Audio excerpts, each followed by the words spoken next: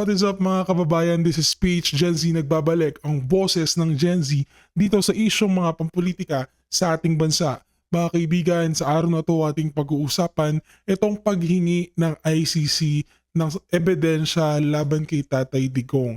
Ang katanungan natin dyan mga kaibigan, sa tinagal-tagal na nilang pag-aresto kay Tatay Digong, bakit ngayon pa lamang sila naghahanap ng ebidensya laban sa kanya? Yan ang katanungan natin mga kaibigan. Bakit all this time, ngayon lang sila naghihingi ng sapat na ebidensya laban kay Tatay Digong? Bakit nila kinuha si Tatay Digong? Bakit nasa kustodiya nila si Tatay Digong kung wala naman palang sapat na ebidensya laban sa kanya? Yan ang mga katanungang ating sasagutin sa tulong ni Attorney Trixie maging ni former spokesperson Harry Roque. Mga kaibigan, wag niyo po kayong papahuli sa ating mga updates at upload, kaya wag niyo pong kalimutan mag-iwan ng like, ng share, maging ng subscribe sa ating channel para mas maging updated po kayo sa mga may init at nagbabagang balita dito sa ating bansa. More news to come, more banats to come, and more issues to cover mga kaibigan, kaya wag po kayong papahuli at mag-subscribe na sa ating channel.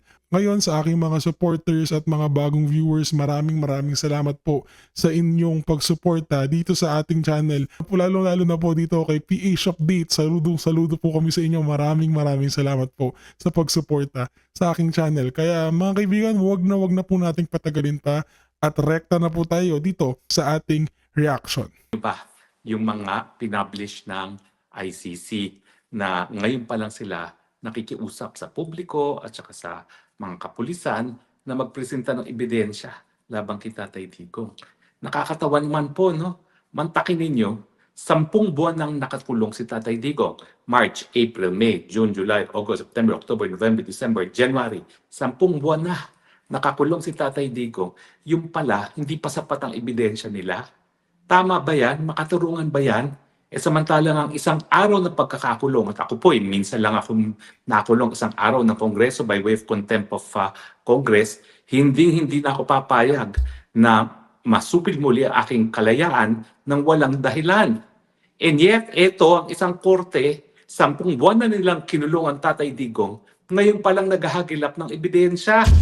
Abay, hindi ako nagtataka kung bakit tuwan-tuwa sila na na-postpone din yung tinatawag na confirmation of charges. Kasi kung ngayon pa lang sila naghahanap ng ebidensya, ibig sabihin, hindi pa sapat talagang ebidensya nila. At kung natuloy yung confirmation of charges, baka may posibilidad na baka na-dismiss ang kaso dahil nga for lack of evidence. Dahil sa ngayon, ang tanging ebidensya lamang na meron ng hukuman na naging dahilan para sila ay magsilbi ng arrest warrant kay Tatay Digong ay nakabase lamang sa good grounds. Napakababaw po yan. Kaya nga pong sinasabi ko, hindi makatarungan na hindi rin binigyan ng interim release si Tatay Digong kasi ang sistem nga dyan sa ICC na yan, napakababaw nung hinihingi ebidensya para sa warrant of arrest, kaya naman binabalanse sa pagbibigay ng interim release. Yan mga kaibigan yung problema dito sa ICC. Napakababaw nga, katulad ng sinabi ni Attorney Harry Roque, probable cause lamang ang grounds dito laban kay Tatay Digong. Pero bakit hawak pa rin nila sa kustodiya itong si Tatay Digong for 10 months? Bakit hindi man lang siya pinuwi habang pinagpapatuloy yung investigasyon laban sa kanya? Ngayon, kung ano-anong advertisement ang ginagawa ng ICC para lamang makahagilap ng ebidensya, isipin nyo yun, mantakin nyo yun mga kaibigan, simpleng post lamang sa Facebook ng ICC, maaari ka na mag-report laban kay Tatay Digong. Imagine niyo na lang kung magsanipwer sa mga kumakalaban kay Tatay Digong, maging yung mga trolls at NPA, mag-report dyan sa link ng ICC mga kaibigan. Kasi kapag hindi pa rin sila nakahagilap ng ebidensya until now, madidismiss na yung kaso niya. Ibig sabihin, mapapalaya na siya. Pero ang gusto kasi ng administrasyon ni Bangag, maging yung ICC na yan, makasuhan, maging guilty itong si Tatay Digong sa kanya mga kaso. Pero ang nangyayari, wala namang ebidensya. Ngayon ang ginagawa nila, gumagawa sila ngayon ng ebidensya laban kay Tatay Digong kahit hindi naman credible ang maaaring ebidensya na malikom. Yan ang problema natin mga kaibigan. So, ayan, tuloy natin ang video. Pero ngayon, hindi binigyan ng interim release dahil si Tatay Digong daw ay pwedeng tumakas at pwedeng makialam sa ebidensya at pwedeng gumawa pa ng mga krimen at pwedeng pang takutin ng mga witnesses. miski siya'y natutumba na, maski naglalakad lamang. At hindi na maalala kung ano talaga nangyayari, hindi alam kung nasaan na siya ngayon. So hindi po talaga makatarungan yan, ha? Na unang-una, 10 buwan na pagkakakulong, na parusa na po yan. Talaga naman po, miski isang araw na pagkakakulong ay parusa, hindi pa sapat ang ebidensya ng prosekusyon para mapatunayan ang pagkakasala ni Tatay Digong. Alam mo po, dati, bilib na bilib ako sa inquisitorial system, no, na sinasabi ko nga na ginagaya o ini-implement ng ICC. Pero ngayon, naniniwala ako, palpak. Kasi dapat, kung ang inquisitorial system ay gumagana, dapat yung threshold, yung ebidensya na kinakailangan para makulong isang tao, dapat at least probable cause. Tama. At kung walang probable cause at hindi satisfied ang mga prosecutors na walang probable cause, dapat wag mo nang ikukulong. Maghanap muna sila ng ebidensya. Ngayon ang tanong ko, humingi na ng warrant of arrest ang mga prosecutors base lamang sa good grounds, napagbigyan na ng hukuman, nakakulong na si Tatay Digong, tapos ngayon, ura-urada silang hahanap ng ebidensya. Di ba mga kaibigan, ganyan ka-unfair ang justice system basta kumakalaban kay Bangag.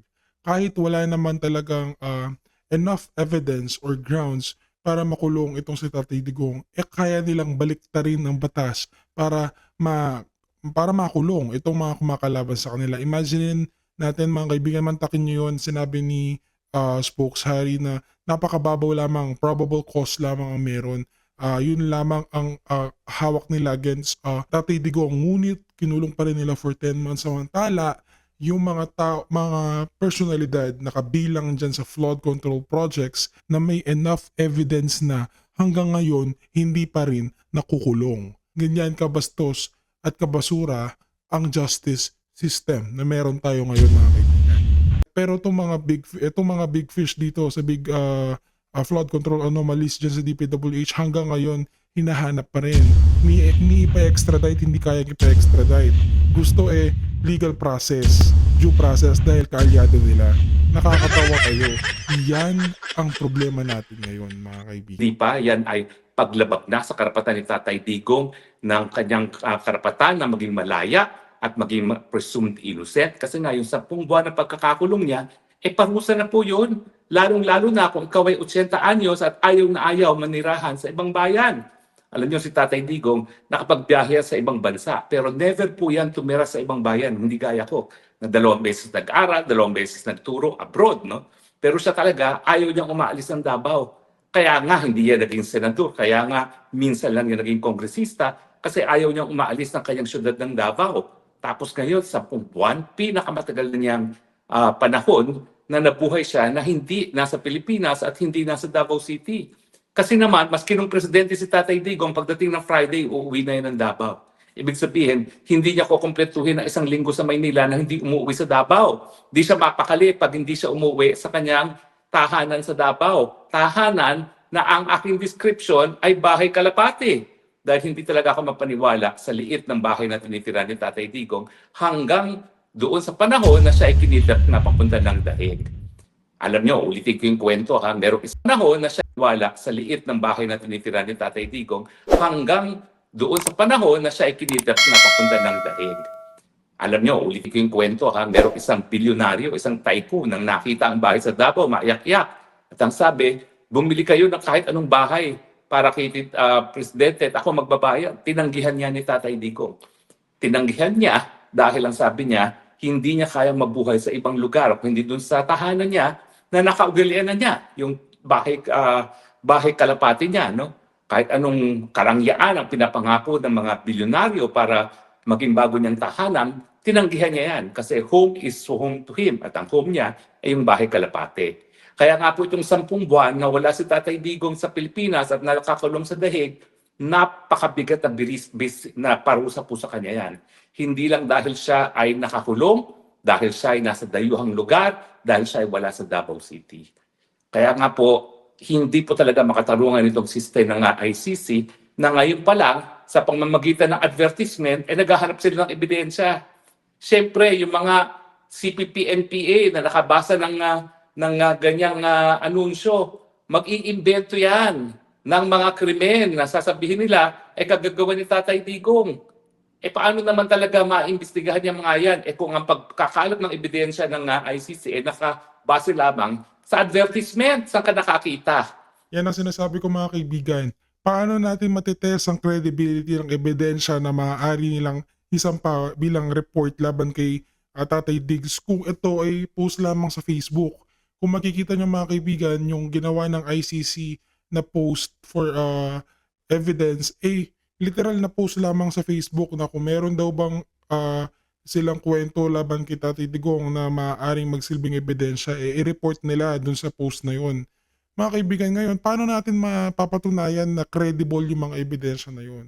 Paano natin masasabi if those evidences are credible enough to serve as proper evidence against Tatay Digong? Yun ang ating problema na kinakaharap ngayon sa paghagilap o gather at compile ng evidences na ginagawa ng ICC ngayon laban kay Tatay Digong.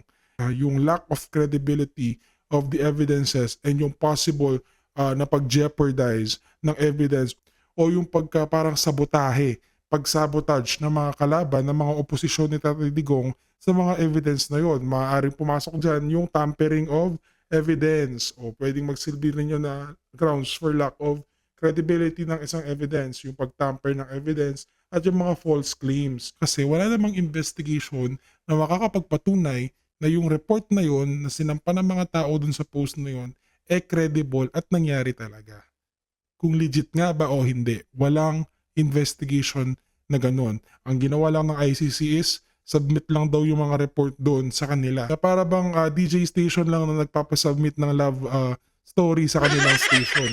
Ganun ang ginawa ng ICC. Hindi ko nakikita ang professionalism sa kanila. Saan ka nakakita ng prestihiyosong korte na naghihingi ng report laban kay Tatay Diggs bilang isang ebidensya sa Facebook post, hindi man lang sa Gmail o kung anumang email man lang sana. Sa Facebook post pa sila naghingi ng ebidensya. Halatang minamadali kasi nga nawawalan na sila ng oras dahil kapag dumating na yung deadline, mapapawa sa walang bisa na yung kaso ni Tatay Digong. Yan ang nakikita nating pwedeng mangyari mga kaibigan. Na advertisement ang pamamaraan nila para mag-imbestiga. Siyempre, wala naman sila pamamaraan dahil wala silang kakayahan mag-imbestiga. At ang problema naman, yung ating mga kapulisan at mga NBI, maski sa ilalim ng mga administration, palpak mag-imbestiga. Tama. Saan sila ngayon kukuha ng ebidensya? Di sa chismis. So asahan natin na yung mga CPP-NPA at mga dilawan ay mag-iimbento ng mga ebidensya dahil kinakailangan nga, alam nila na kinakailangan tustusan pang ebidensya ng prosecution dahil kung ngayon talaga didinggit, ngayon talaga magkakaroon ng tinatawag na confirmation of charges, baka ma-dismiss nga for utter lack of evidence, maski man lang ang hinahanap ay probable cause. Ang probable cause is a crime is probably committed and that the offender is probably guilty thereof. At siguro nga, dahil wala pa yung ganyang ebidensya, wala pa silang ganyang ebidensya na hawak para patunayan yan, naghahagilap sila ngayon ng mga ebidensya. Na I'm sure ang CPP-NPA, ang Dilawan, yan po ay magmamanufacture, magtatanim ebidensya gaya ng tanim kaso na ginawa nila sa akin at siyempre yung tanim ebidensya na rin na ginawa nila kay Tatay Digong. Tama na yan hindi mga kaibigan. Pwede nga mangyari yun mga kaibigan. Katulad nga nung sinabi ko kanina, maaari nga nilang i-falsify yung mga ebidensya, gumawa-gawa ng ebidensya, mag-tamper ng ebidensya, at yun nga, mag-invento, gumawa, mag-tamper, mag-falsify ng ebidensya. Tulad ng ginawa nila kay Spokes Harry. Ano pa bang maaaring mangyari kay Tatay Diggs kung sakali man na maging kaso niya? Wala na. Matanda na si Tatay Diggs. Binababoy na lang nila yung pangalan ni Tatay Diggs. Inuubaran siya ng integridad, yung dignidad na meron siya mula nung kanyang past administration. Inggit ang nagpapairal dyan sa dugo ng mga oposisyon na kumakalaban dyan kay Tatay Diggs. Kaya ginagawa nila yan. Hindi man lang nila maisip na sobrang tanda na ni Tatay Diggs. Wala na rin kahihinatnan yung kaso niya. Pero pilit pa rin nilang ginagawa dahil sinisiraan nila ang imahe ni Tatay Diggs. Dahil alam nila na marami pa ring supporters si Tatay Diggs. Kaway-kaway dyan yung mga supporters natin na mag-comment po sa baba lahat ng sumusuporta kay Tatay Diggs. Tuloy natin yung video. pa pala sapat. Planting evidence is not enough. You need to plant more para makonvict si Tatay Digong. Mga walang ya mga baboy, mga hinayupaks. Nako, makakarma kayo dyan. Tama. Dahil sabi sa Biblia, thou shall not bear false witness against your neighbor. And yet, ayan pong ginagawa nila ngayon. Mag-iimbento na naman ng ebidensya para palakasin ang ebidensya ng tuluyan ng makulong ang Tatay Digong. Bangungutin sana kayong lahat. In any case, yan po talaga ay area na kinakailangan reformahin ng ICC. Hindi po talaga katanggap-tanggap itong ganitong sistema. At sa Ito lang ang masasabi natin dyan sa mga nagbabalak gumawa-gawa ng ebidensya. May balik po yan, guys. Ingat-ingat lang po. Hinay-hinay lang po sa paggawa ng kwento. May balik yan. Ulihin natin to, guys. sa tingin ko, habang nakikita ng buong daigdig kung ganong kasama ang sistema ng ICC na nakulong na isang tao ng 10 buwan na hindi pa pala sapat ang ebidensya, mas magiging desidido sila na wag sumapi sa ICC. So kung talagang gusto nila na mas maraming bansa ang sumapi, bagamat ang Russia, US at China hindi kasapi, at si Donald Trump talaga namang sinasabi na gigirahin namin yung mga ICC na yan pag sila ay naglitis ng kahit sinong Amerikano, at ngayon ay talagang pilit na pinapapatay niya ang ICC sa pamamagitan ng sanctions, kinakailangan maging mas convincing pang ICC na kaya niya magbigay ng katarungan sa lahat. Pero habang nakikita nila na kinulong na nila, pinarusahan na nila si Tatay Digong na wala pa palang ebidensya, lalong walang kumpiyansa ang mga bansa maging miyembro ng ICC. Baka tuluyan na tangang maging kasaysayan ang ICC. Magiging kwento na lang ang ICC, guys.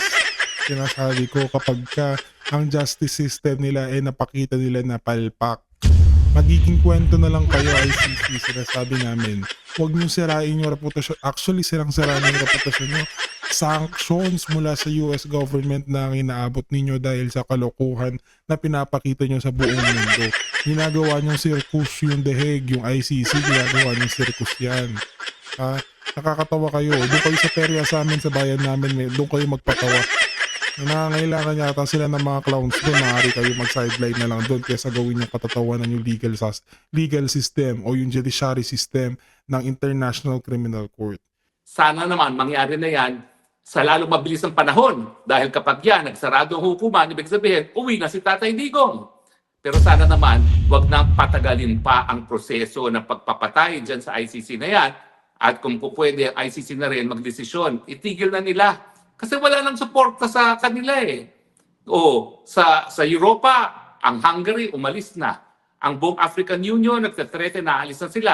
Ang Venezuela umalis na rin sa ICC. At sunod-sunod na yan. Yung mga ibang mga Latin countries na kaalyado ng Venezuela, lahat sila sunod-sunod rin na alis dyan. Dyan sa ICC na yan. So wag na natin patagalin ang proseso. Umamin na kayo na dahil sa mga kagagawa ng prosecutor ng mga west ng ICC, na wala ng kumpiyansa ang buong daigdig sa kakayahan ng ICC magbigay ng katarungan. Unang-una, dahil ang ICC, para lang kayo ay makasweldo, ay nagpupumilit na magkaroon ng jurisdiction, samantala ang mga bansa ay hindi na nga pumapayag na magkaroon ng jurisdiction ng ICC. Sa kaso ni Tatay Digong, dahil umalis na tayo, at kung sila ay talagang seryoso sa paglilitis, binigyan lang sila ng room statute ng 1 taon para simulan ng preliminary investigation. Pero hindi.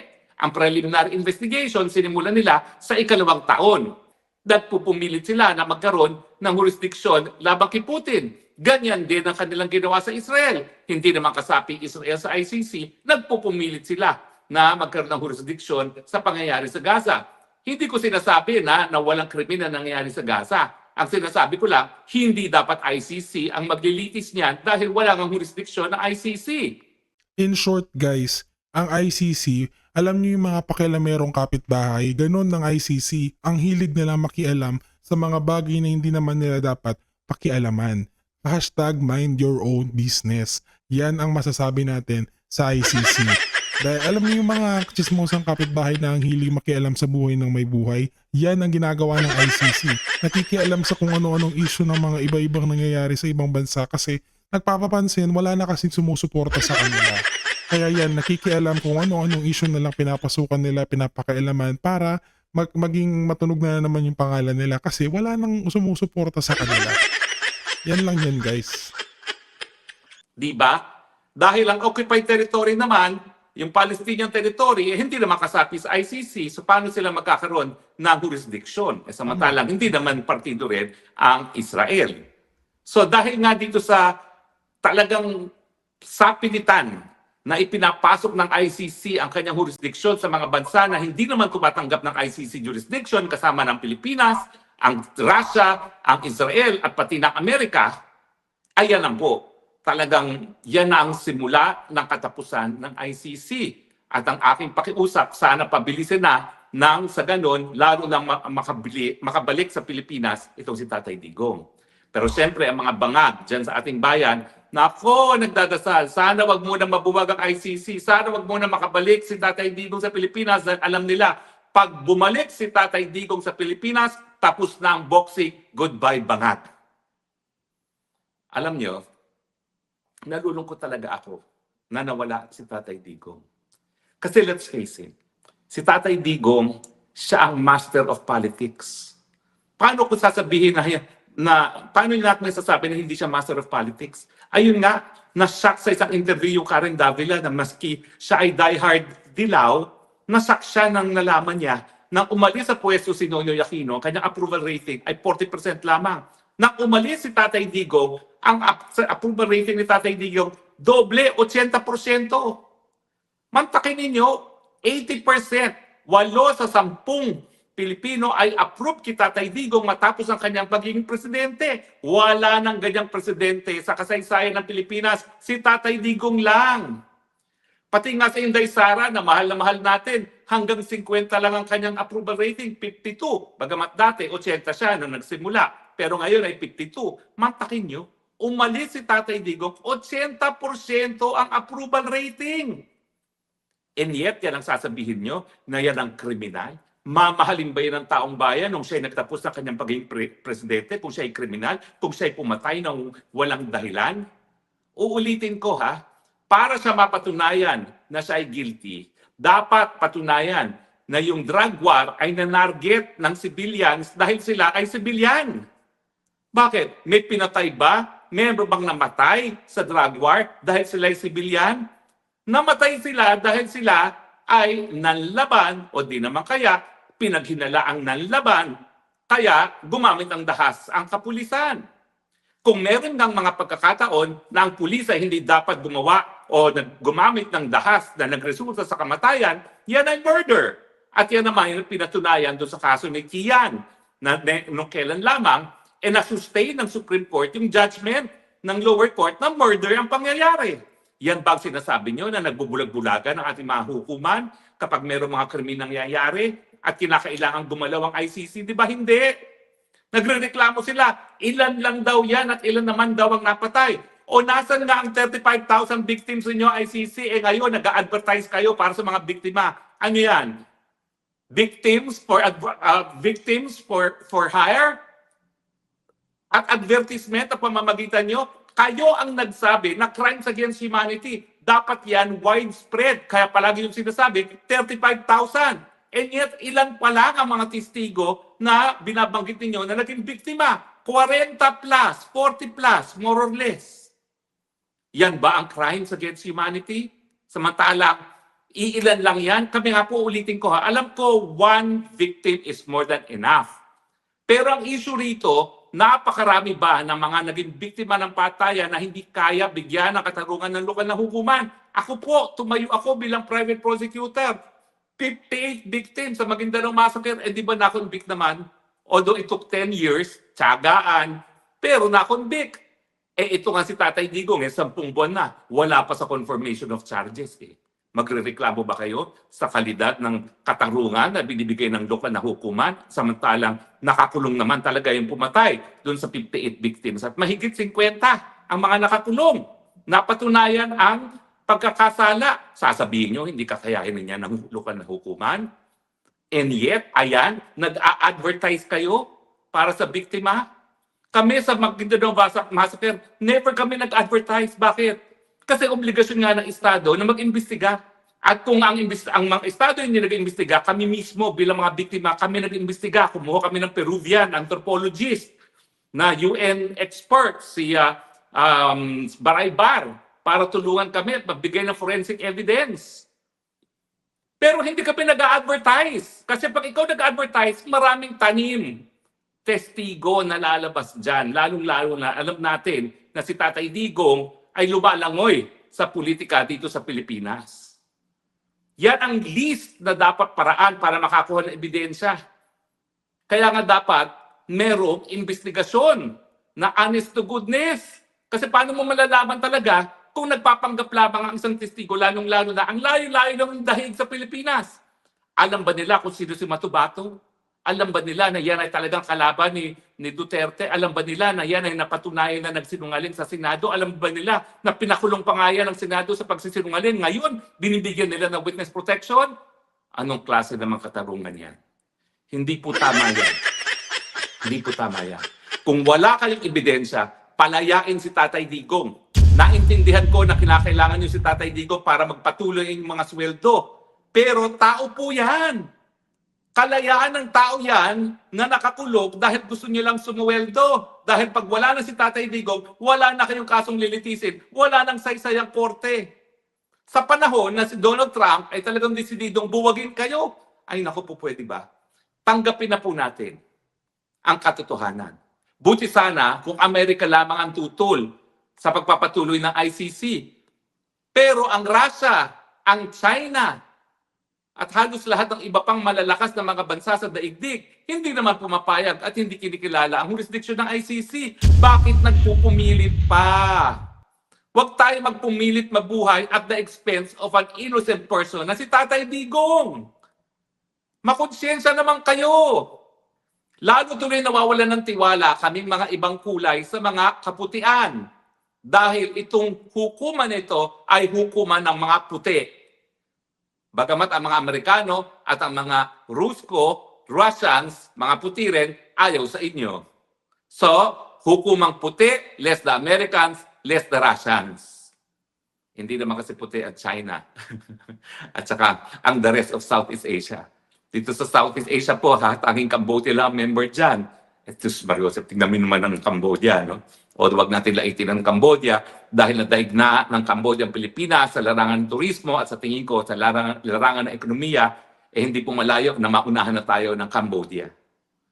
Pero aking mensahe po, nakakahiya ang ICC na 10 buwan ng kinulong ang Tatay Digong, hindi pa palang sapat na ebidensya at ngayon, nat-a-advertise pa para sa ebidensya. Nakakawindang po yan. Hindi po yan gawain ng matinong institusyon.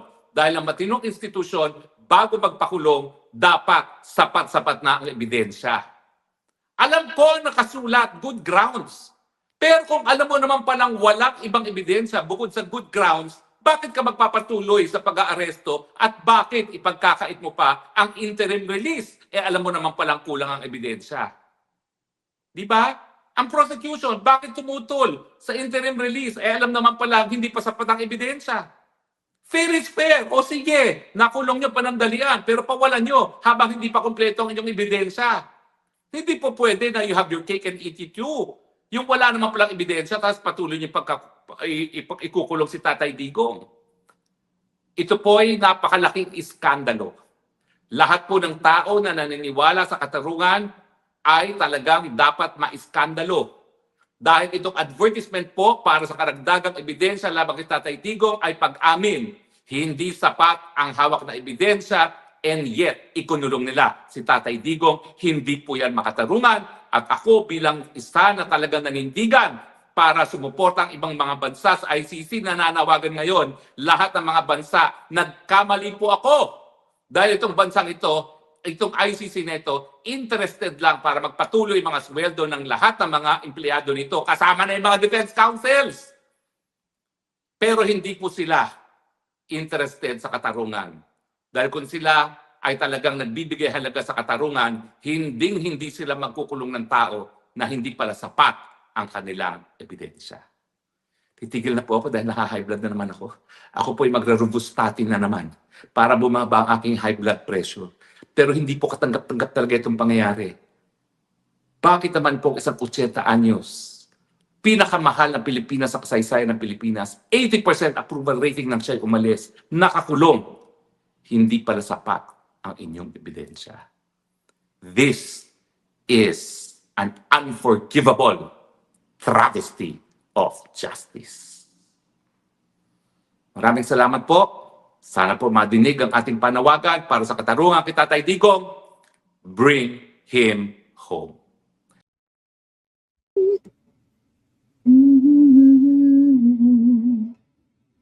Yan. So this was posted on the Facebook page of the ICC and in their, I guess, other accounts, social media accounts on their website, and has been also appearing. I understand some people got these as messages. Okay. So what does it say?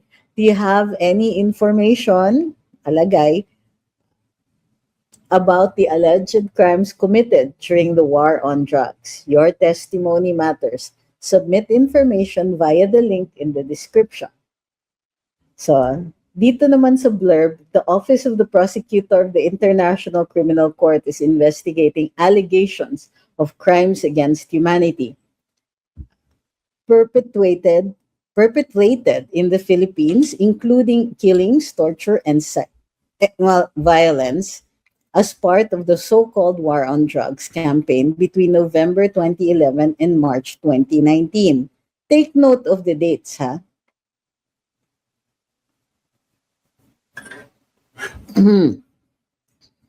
The office is appealing for direct witnesses. Take note of the term, direct witnesses, to these incidents, including members of the Philippine National Police and other law enforcement agencies who were involved in these incidents, to come forward and speak with members of the office. Alright, bago natin ipagpatuloy, pwede bang gawin ng ICC ito? Naming nakapuna eh. Kulang palang ebidensya, ba't hinuli niyo na? Unfortunately, ang ICC mayroong power to do that. Sabi nila, kahit na-detain na, it doesn't stop them at perfectly legitimate ang pag-solicit ng evidence even after incarcerating a suspect.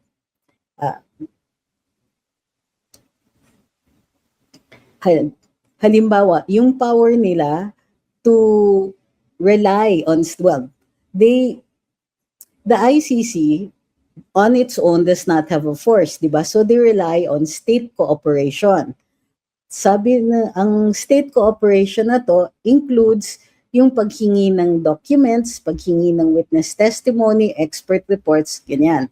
Regardless, nakalagay dun sa sa Article 93, unrestricted by suspect detention. So this provision actually allows them to continue gathering or soliciting evidence kahit nakadetain na.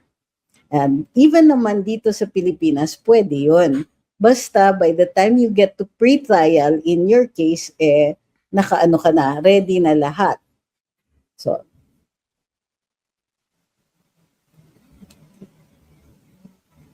So yun, there really is a provision in the Rome Statute for that. Ngayon, one thing I discovered also is, if they want to issue a subpoena or execute a warrant, what the ICC does is they will send a notice to the state with request for cooperation. Okay. That actually is the precursor to the warrant. So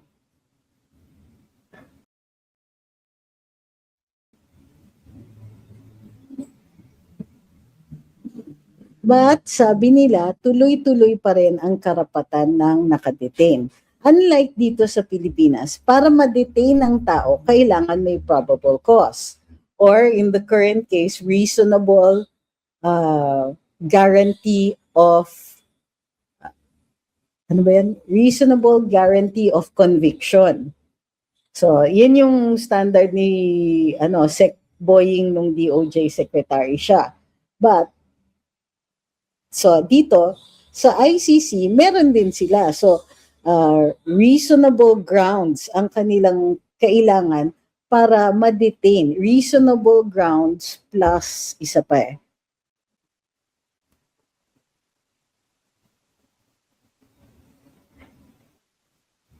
O yun. Ang terminology sa ICC, request for cooperation, is actually already the service of a subpoena, direct subpoenas. Tapos, okay, ang kailangan na ang kailangan na requirements para ma-detain ang isang suspect is, yun na nga, reasonable grounds to believe that the suspect is guilty and that the crime has been committed.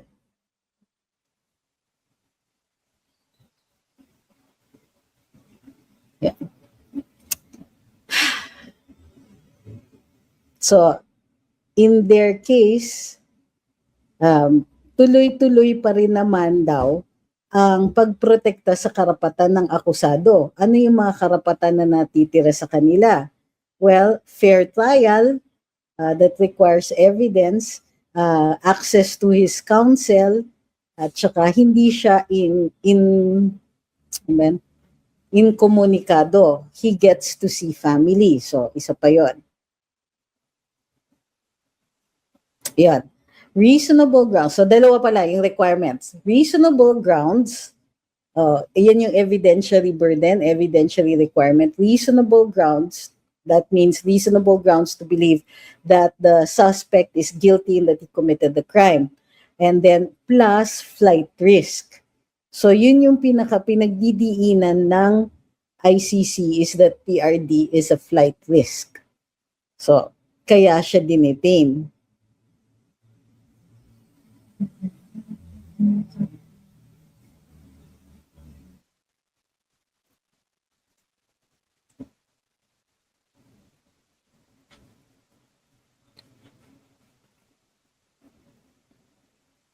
Can this be, yung pag-solicit ng evidence, can this be considered evidence of the grave lack of case merit? No nga po. Kasi nasa Rome statute talaga na independent of whether or not the person is detained, tuloy-tuloy yung pag-gather ng evidence. Ang tinatanong na lang natin dito is there sufficient evidence that will constitute reasonable grounds for him to be detained plus a finding of flight risk?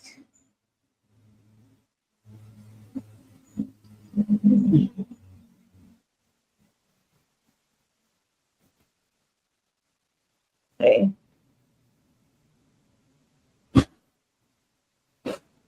Ay nako, papatulan na po ba natin ang mga trolls na super clueless?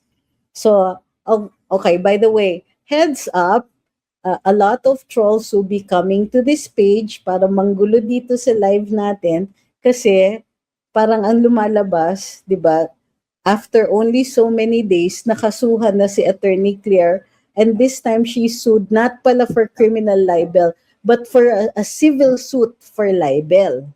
So, okay, patulan ko yung isa to. Sabi ni Dot lang kasing nakalagay dun sa name niya. Anong masasabi mo, attorney, sa sinampa sa'yo na kaso ni Claire Castro in capital letters? Okay, Dot, unang-una, hindi siya nagsampa ng kaso. She filed a police report with the NBI. Itong si Claire Castro does not have a leg to stand on. Kaya report lang po ang final niya. And that is why we say that clearly that is an attempt to silence us at Luminous. Since hindi niya kaya ang aming ability or ang aming capability or right to free speech. Our speech is protected by the Constitution because she is a public officer. And as a public officer, she is subject to scrutiny. Whatever it is that Attorney Ahmed wrote, and by the way, hindi ako yun. At sinasabi din po ni Attorney Claire, hindi ako ang nagsulat nun. Sinasabi niya, ini-include niya ako sa police report because my name appears in the blog site, in the microblog site. So, I understand that you have to do this. I'm not sure of your reasons why, but, di ba, a simple Google search or a simple search here, pumupunta ka dito, you obviously know where to find us, pero you can't seem to find the answers to your questions which are so obvious already. May statement nga kami, pinublish na nga ng lahat ng mga pahayagan yung aming statement. So, but you wanted to come here to say, ano masasabi mo sa kasong sinampa sa'yo ni Claire Castro? All caps. Ano yan? Diba? But the filing of a case against her for a disciplinary action on her reckless speech, pwede po. Kasi may very specific provisions ang Code of Professional Responsibility doon sa sa Integrated Bar and sa Supreme Court.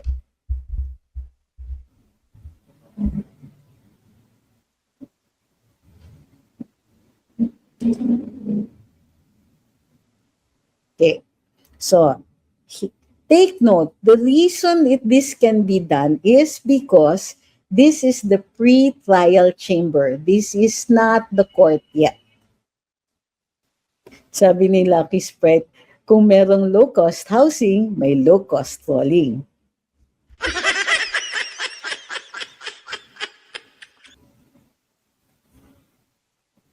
Like China nila. Country for China, there is a big chance sa kanya covered trial chamber. This is not the court yet. Sabi ni Lucky Sprite, kung merong low-cost housing, may low-cost falling. Wala na. No answer. Okay, magpapasalamat muna ako kay Namba Osaka, kay Miss Jane, hindi kinasuhan. Ang kinasuhan. So, hindi po ako, yes. So, hindi po ako ang kinasuhan. Si Attorney Claire ang kinasuhan. Sabi ni Dot, kinasuhan ma ni Claire Castro. Sino yun? Sino si ma? Kinasuhan ma ni Claire Castro. Baliktad po, si Attorney Claire yung kinasuhan. Wala akong kaso galing sa kanya kasi she only filed a police report. Ilang beses na akong humarap sa NBI, no? Hi, Ma'am Annalyn. Thank you kay Armstrong, kay Babamos. Sabi ni Miss Rain, God moves in mysterious ways. Sabi ni Anthony, na back to you si Auntie Claire. Sino yung nagpadala ng bagong Miss Rain? Sabi ni Pipoy, magbalik loob na kayo sa Panginoon. Have you ever heard of the expression, you're preaching to the choir? Hi. Okay, enough of that. Ma'am Imelda, maraming salamat po. So, tapusin muna natin yung ICC bago tayo magkomento kay Yusek. Sabi ni Zara, hindi ba naiisip ng ICC how bad it looks for them to be asking for witnesses? Locking up an old man without sufficient evidence or witnesses, nakalock na nga comment section sa dami ng negative reactions. Well, para sa akin, it's good news.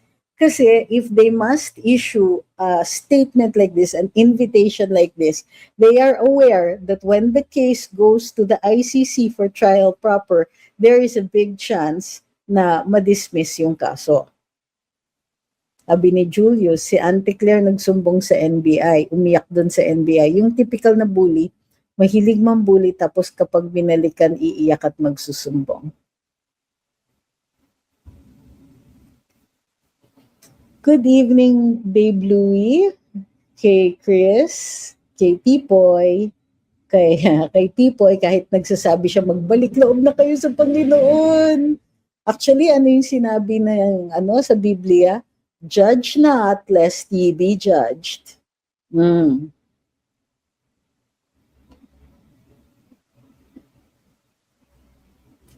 Hi kay Ichiego.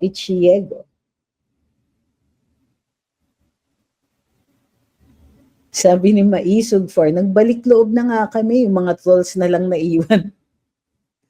So, okay, naintindihan niyo na why it is allowed. Number one, it's allowed under the Rome Statute. Number two, ginagaranti naman nila yung rights ni PRD. And number three, this is not the trial court. This is the pre-trial chamber. Para sa ang equivalent dyan in our criminal cases is it is the process akin to the prosecutor's office.